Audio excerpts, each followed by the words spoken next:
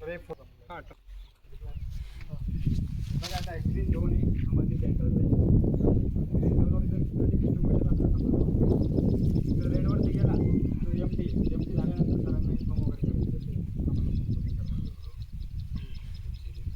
करायचं over pressure असतं आणि सिलेंडर फुटतो पावडर पण बाहेर येते पण थोडं रिस्की असतं ते म्हणजे बॉडीला रिस्की किंवा ऑपरेट करताना वगैरे लॉस होतो बस एवढंच बघायचं त्यामध्ये आणि एक पाईप असते पाईप चौकअप वगैरे असलं तर सिलेंडर पावडर बाहेर येते.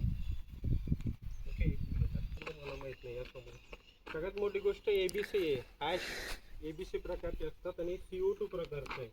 Carbon dioxide CO2 carbon dioxide हे फक्त करंटसाठी आणि ऑइलसाठी यूज केला जातोय आणि याचा वापर ABC ॲश बॅरियर करंट ॲशपासून म्हणजे लाकडी पुठ्ठा वगैरे याच्यापासून लागली जी आग लागते त्यासाठी वापरला.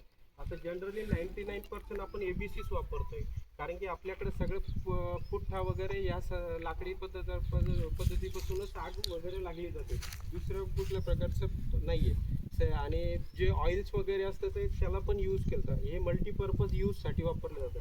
मेन रिझन असं असतं याच्यामध्ये फक्त याचं जे प्रेशर रेंज हे महत्त्वाचं असतं.